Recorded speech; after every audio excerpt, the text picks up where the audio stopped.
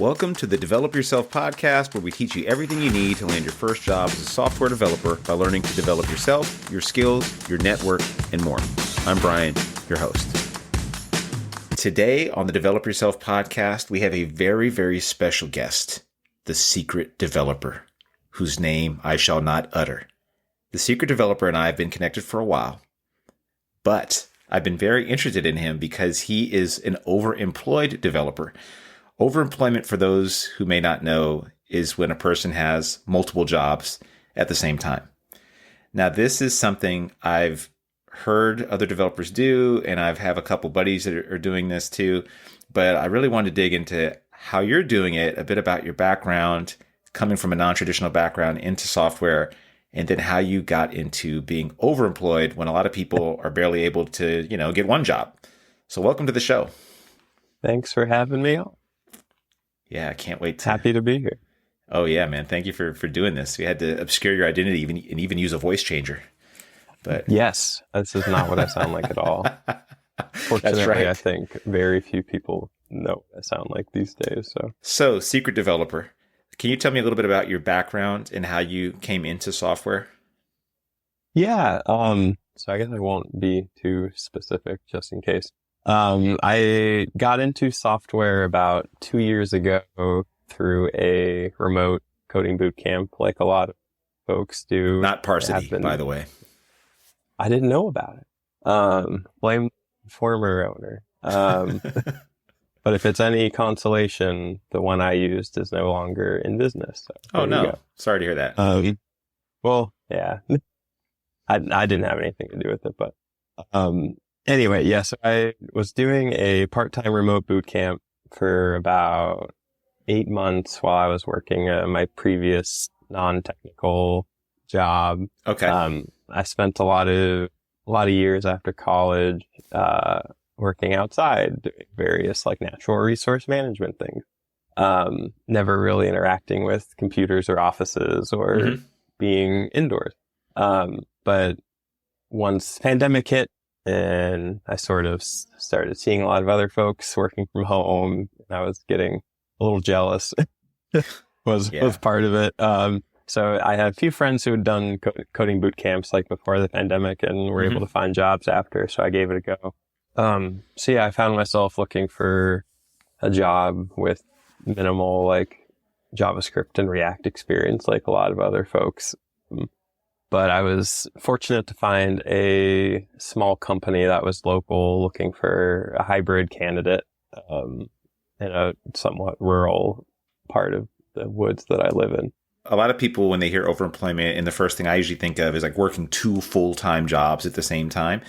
But you have a more ethical, let's say, approach to doing it. Like you're doing 2 contracts which overlap, which I don't see any issue with. And to be completely honest, throughout my entire career, I've always been quote unquote overemployed. I never lied to my employer or said, oh, I'm not. I was very open. Like I'd go to work and then after work, and I'd work in an office, and then I'd go to do a contract job either in person. I worked at boot camps, or I would literally do contract work for other small startups and work on their apps too. And working in an office, it wasn't like I could work on 2 things at once. But if I was working from home, I don't see any issue doing that. But this is interesting because you said it's a rough market, but your experience has actually been pretty, I don't know if it's unique or just really lucky, but the fact you got out of a boot camp, got hired, and now since then you've been able to get 2 contract roles. That's pretty good. Like, I'm curious, what is your approach to doing that? Like, how have you done that? Yeah. So my first contract role I started was 100% through a referral from a former mentor of mine. Nice. That I actually got into contact with because I was volunteering with them as a mentor as well. So that was an opportunity just that presents itself through just trying to like help out other people, which was awesome. And both that helped me and helped them.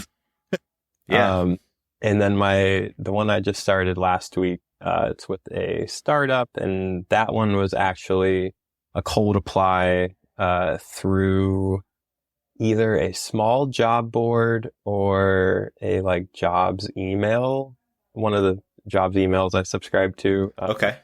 I had to admit in my interview that I didn't remember like where I had applied to them. Like, hey, look, I've been applying a bunch of places. I don't, you out of the other 100 people, I don't know. Yep. You know, but you called Yeah. me, so you must want to talk to me, right? Yeah.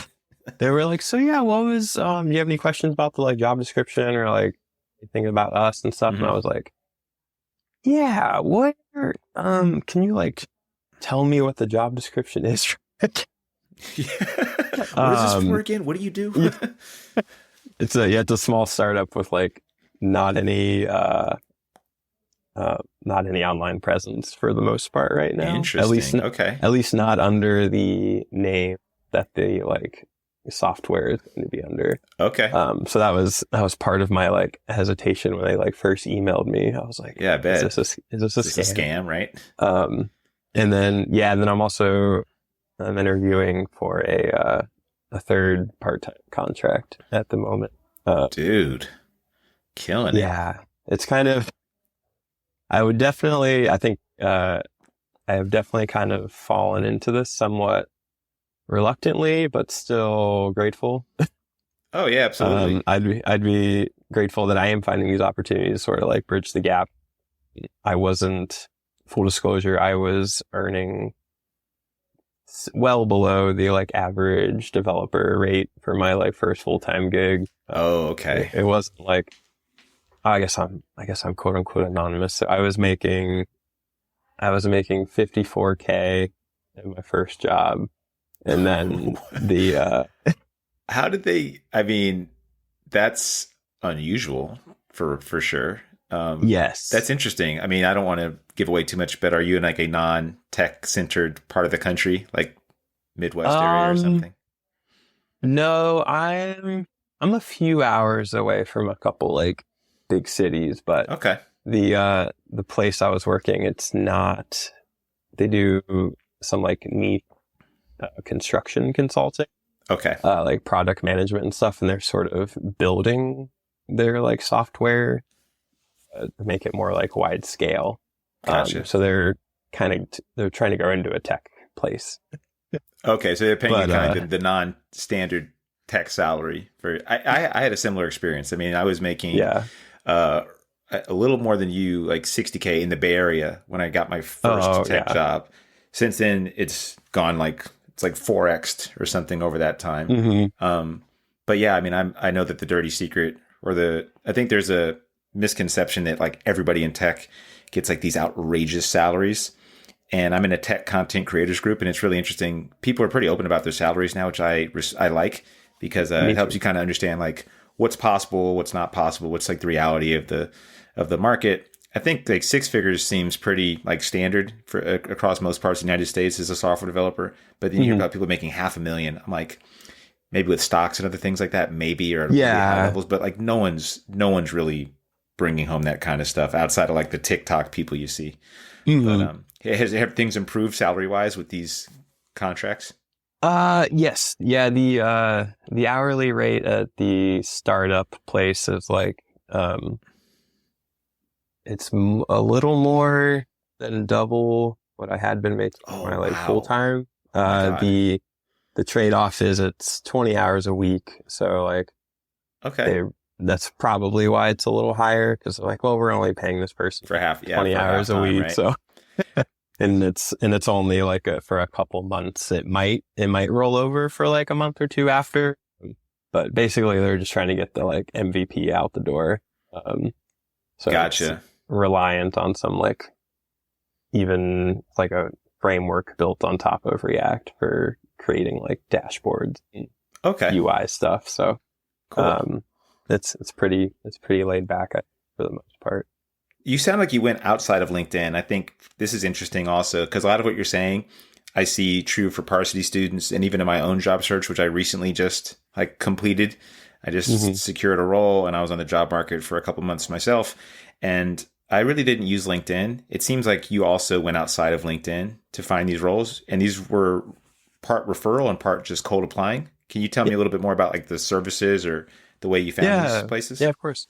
So with my like environmental background and stuff, I've always sort of been drawn to, there's like a few like climate tech and like sustainability or like tech for good related jobs boards. You can pretty much like Google any like niche industry followed by like job board, and you'll probably find one. Oh, that's smart. Yeah. Yeah. Especially these days. Yeah, with this job search, LinkedIn has been a tool for like finding people at companies I'm interested in, sort of reaching out and trying to like network with them either before or after applying. I had two interviews or two first round interviews with companies, that I found out about through just like, I want to do this with them. And then I like talked to engineers there, and then like a few weeks later they were, oh, we actually have this like thing opening up, and I like spoke to the recruiter, and then for both of those roles, it turned out they weren't hiring remotely in the state that I live in. Okay. So, Oops. so like, yeah, so like I know LinkedIn has been like helpful in that regard, but I have spent a total of like 7 minutes in the last like 3 months looking at the LinkedIn actual like jobs boards, because it just seems like such a, I don't know, even a year ago, before I landed my first full-time role, the returns seem so diminishing. So even once I've just sort of collected a very large folder with a lot of different jobs boards. A lot of them are like cross-posted on LinkedIn and a million other places, but every once in a while you do find a place that like you see the job listed, and sometimes I'll like, before I apply, I'll check that company's LinkedIn page to see if it's also listed there. And then if it's not listed there, I'm like, cool. Oh my God. Yeah, that's so smart, actually. It's a really good approach. But even that, sometimes I've applied to some roles and they were like, yeah, we didn't post it on LinkedIn, but we still got like 350 applicants. Wow. So it's even like on the smaller things, like that, sometimes it's still just like a numbers game.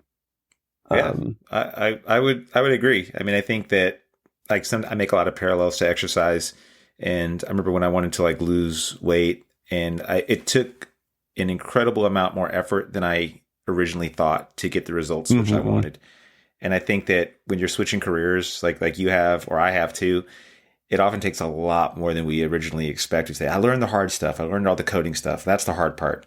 It's like, well, this other part is also equally, maybe even more difficult, because you have to have a strong appetite or tolerance for rejection, which I'm sure you're used to now. You just get rejected a lot. Before we dive into the logistics of working multiple jobs at once, I want to know, what were your interviews like? Because I'm just going to take a guess. I didn't talk about this with you before the episode started, but I'm going to guess they were non-data structure and algorithm interviews. Is that correct or incorrect?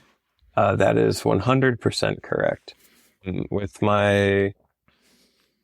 I think with my first contract I started, there was a small like take-home assignment to do, like fetch some data from this free API and create this. They actually it was quick and thrown together, but they actually had like a UI they wanted me to like create based on the design, to do that and stuff. And so I did that. And then I took it like a step further and noted some like changes related to making things like more accessible. And I tried out some like, Cypress, like end-to-end testing to kind of like, I think I added like a test for just like the API call and the results being displayed and stuff. And then when I had the second interview to discuss it, they like didn't even like ask me about it. Oh man. So I was like, oh yeah, cool. Okay. Yeah. Well, cool. Because I didn't need to do that. Yeah. So then it just kind of became just like a technical discussion. And since it's like a mostly like front end focused role, they were just kind of gauge my like breadth of knowledge on those technologies, because they use a bunch of different ones. And then my contract, the one I just started last week with the startup, there was next to zero formal like technical assessment. It was basically like 2 rounds. I had the first round with like the sole engineer, and they were just sort of like asking like opinions I had like on front end things, and just kind of my comfort with like the like React ecosystem and things, and in which I have like almost 2 years of React experience to like talk on. So it wasn't really a big ask to like talk about that for like 20 minutes. And then I just kind of met with the PM and one of the directors for like another like 30 minutes. And they were like, okay, well, we'll let you know by like tomorrow if we're like continue. So I was like, okay. And then they like sent me a contract like 6 hours later. Nice. And then outside of those, it was pretty much technical discussions. And in general, I think my experience has been my interview experience has been somewhat dictated by a reluctance to like work for like a big tech company. Okay. Or like apply to places that are trying really hard to be like a big tech company. Yeah. So like I'm not going through like the Amazon or Google or like NVIDIA like tech interview circuits. And if I see a role at like a smaller company where they outline like 3+ coding rounds for like a 6-round interview coding process, if I'm not like wild about the job to start with, I won't apply. I totally feel you on that one. And this is so funny because we talk so much. It's become almost this like just a given, like just a statement of fact that the job market is terrible. And I was actually looking on like Reddit, other places, and if you look at sales jobs, terrible. Product manager jobs, terrible. And I'm thinking, I don't think it's tech jobs which are necessarily bad right now. I think it's just a rough market in general for everybody. But then I meet a lot of people like you or me, and even people that I know that were laid off from my organization recently that have got jobs pretty fast. And I think there's some sort of disconnect here. It's really hard to get a grip on like what the reality is of the tech job market, because you have a lot of anecdotal stories, and the loudest voices tend to be on either side of the spectrum of people like, I'm overemployed. like, you know, you and I got employed pretty quickly. And then you have people like, I've sent 1,000,002 applications and I've never gotten a call back. And in between, there's the reality, which is it's really hard to get a grip on. And you can look at the labor statistics and stuff. But I do think it's really cool that you've transitioned into tech, and now you're making a decision about the places you want to work too. You're saying, you know what, I don't want to work for that kind of place. And you have the option to. And not only have the option to, you're actually finding gainful employment, like kind of, not like you just got your pick of the litter here, but you are, you know, being intentional with the places that you apply to. So now I'm curious, like I'm sure a lot of us are, because I've never done this, what you're doing, which is being employed by multiple people at once. How do you manage that? Because as a developer, you have meetings, you have competing deadlines, you may have different Slack channels which you're involved in. How do you organize all this to be present at the same time, or, you know, organize your day in a way that allows you to do that? I started waking up a little earlier. To kind of like help to give me the ability to like have multiple like 2 or 3 hour blocks of time I can use in a day. It seems so far like the beginning of my week is a little heavier than like the end of the week, just because of, I think both places are using like 1 week sprints. So like just for like small tasks, a lot of small tasks and things. So it's like trying to get a lot of things ready for review by like Wednesday, which fortunately are my like most free days, with some other like personal and familial responsibilities and stuff. But yeah, it's definitely, I'm still adjusting to the balancing act. There's a lot of different like email accounts, calendars, Slack channels, and I'm doing it all as like a 1099 contractor sort of deal. Okay. So I'm using like various levels of disclosure. The first contract I'm doing, that one's a little more like open-ended, like lengthwise, and workload kind of varies from like week to week. That one it started part-time with the like potential for full-time, but after a month they were kind of like, we just don't have the capacity right now for like another like full-time person. So they were, they know that I'm doing another contract and are glad that I am, because they knew they were the one that I was referred to. So like That's they cool. like knew my story a little bit more. Yeah. Luckily that place only has like one meeting a week, like scheduled, and then it's just sort of like ad hoc, like, hey, can we hop on a huddle to like show me this like change you want me to do here or something? Sure. And then the other contract, fortunately, those like 2 stand-ups are on like completely different days.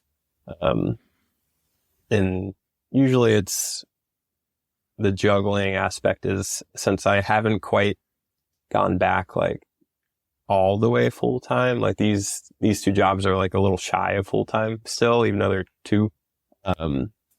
So there's some of the new routine that I built, like being not working full time, as I'm still kind of like have some of that going on as well, just like things going on outside of work. Yeah, I think that's the waking up earlier, I think, was my biggest adjustment, which wasn't like, It's not it wasn't that bad. it wasn't super bad. When I was in my coding boot camp, I was working like 7 to 3, 5 days a week, and had my boot camp 3 nights a week from like 9 to midnight, and then an all day, full length day on the weekend. Oof. Then sort of like maintain that schedule for like several months, doing like part-time contracts after the coding boot camp and stuff. So, and just for years working outside, getting started earlier in the day was better for like heat and farmers hours and all that stuff. That's right. So I don't mind getting up, especially now that it's like almost summer. The sun comes up so much earlier. If it was like December and all of a sudden it was like, oh, I need to, it's dark, get on the computer at 5:30 and work for like 2 hours. And then, I think then it would be like a bigger hassle. But yeah, I think maintaining like various levels of disclosure, depending on the role, like the one at the startup, I like in my interview, I didn't like mention anything about like an ongoing contract or anything. And I was just like, yeah, I can work the 20 hours. Like, okay, cool. I don't even know if it's worth it. Like, I know that there's some legal issues at some places where they have like a very strict clause in the contract. And I'm not here to condemn nor promote overemployment. I think it's interesting. I know that there's a lot of people that are really interested in the topic. And I know that it seems like almost a silver bullet. People are like, oh, you can get rich. And I actually have seen a few developers that are in my circle, 2 at a leadership level, that are doing multiple director of engineering roles. Oh, wow. That was shocking. They did tell me candidly. Their names are beep, beep. I could not get them to appear on, but I know 2 of them, and they've been pretty open about how they do it. And I said, how do you possibly manage 2 high level roles? And they said they have to be pretty comfortable with being mediocre or less than mediocre at least a couple, or at least one, and be ready to pretty much be let go at any time at the one. So they know it's a short term game to play. Like they can have 2 that are probably solid, and then one that's always going to be like floating. That's likely they'll get kicked out of. And they say that it goes in sprints. Like typically one job will have a busy period, another one will have a busy period, and you can kind of put those together. Is this an ideal situation for you, or are you looking for full-time employment with one particular role? Or have you opened up the door now where you're like, you know what, maybe I could do this forever? I think I can do it for a short time. Yeah, right. Not indefinitely. I feel you. I am still looking for like one full-time role. 'Cause that I'd rather just work with like one tech stack and like get to know that well. Fortunately, the 2 roles I am doing, they are relying on a lot of like frameworks and like CMSs and some like nice, a lot of like GUI based things. So like the amount of like technical understanding I need to like acquire for those roles is like super high. So I guess kind of touching back on the being okay with being mediocre is at least one of the roles. Like I think the nature of the 2 roles has made it easy to like task switch between them. It's like, oh, I need to know like a little bit of PHP, a little bit of like Craft CMS, and a little bit of like BigQuery, and a little bit of like Google Cloud. And That's cool, man. and but yeah, definitely one full-time role would be swell. So if anybody listening wants to reach out to Brian Jenny, he can hook you up. If you reach out to me, I'll reveal the secret developer's true identity only if I trust you. So for 99.9% of people, that won't be the case. Okay. I know. So sad. How many people at Google are listening? I'm just kidding. Yeah. Yeah, right. So you went a very interesting path, but I hear a lot of the things that I see in other stories of success from people that come from a non-traditional background. You leveraged a network. You did some free work. You have been really proactive and gone outside of the big job boards and played a bit of a numbers game, meaning volume of applications, if that's correct. And yeah, and then you've actually reaped the benefits of this. I am always curious to ask this question from people that are still fairly new into their career. Like, how has your life changed when you've gone from what you used to do into coding? And are you happier for it? Yeah. I definitely have, since I've been mostly fully remote since starting, being home and like present with like the family and stuff has been amazing. Before I only ever worked one job before, but it was always full time, and it was like 30 to 40 minute commute. So a lot of times I'd leave at like 6:15 and get home at like 4, for like a given like work day. And since I like doing a lot of things like recreationally outside, and after some days working like manual labor positions outside, I'd often come home and not want to spend any more time outside. Yeah, right. So I have more time for like interests and hobbies, which has been like super great. I was able to get a little healthier again. I kind of had to like ignore that part of me when I was doing the like coding boot camp and transition and stuff. I was like, okay, I'm 30 and I'm not like in awful health. So if I just like subsist for like a year and a half or so, like I'll probably be okay in the long run. Oh, for sure. Yeah, you bounce back. Yeah, we're still waiting for the like. It'll probably, going into it, I knew it would still be like a minute before we'd be like an extremely different like financial situation, just because of all the years of working outside and like low paying jobs and stuff. Yeah, some debt accrues, and so we're oh yeah, that's right. still in the process of like working to like alleviate ourselves of that burden. So but I do know that if I had like continued on the course I was, like it would have taken a long time, much longer to pay it off than at the rate we are paying things now. So we're hoping by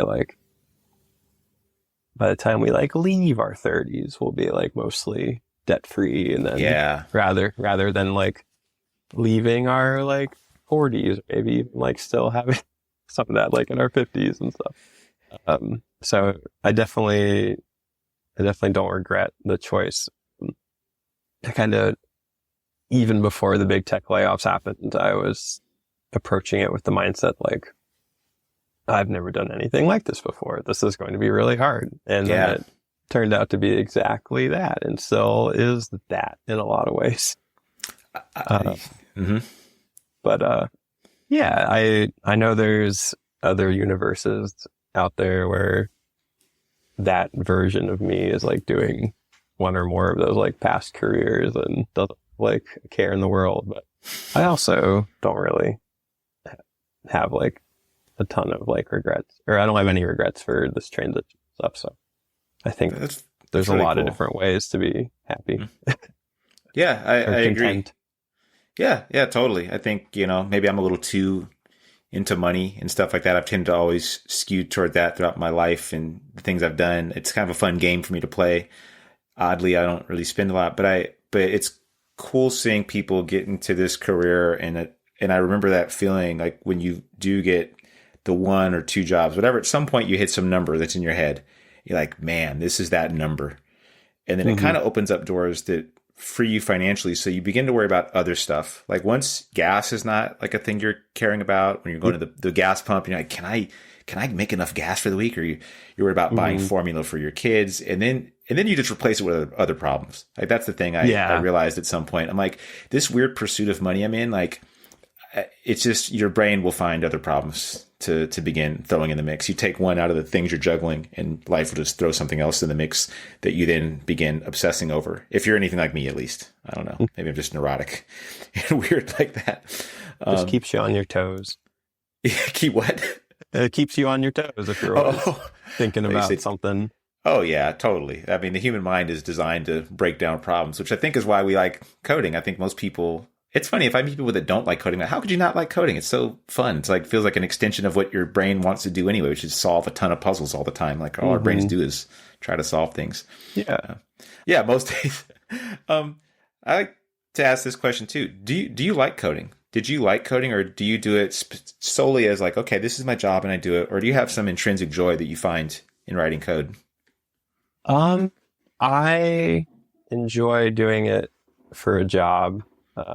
It's a lot more interesting than a lot of the previous things I was doing. I don't spend like an ungodly amount of hours, like learning every like new thing and like diving into like every like basement of like every library and like framework out there. But it's definitely like the most enjoyment I've gotten from a job of the like 8 or 10 like careers I've tried before this. Yeah, if that answers the question. No, totally. I'm really glad. I appreciate your honesty and you being super candid throughout this interview in general, because I think that's important for people to hear. Like, you know, one, you don't have to be like the passionate developer that I see is so often the prototype, and like the loudest voices online, like maybe me or other people.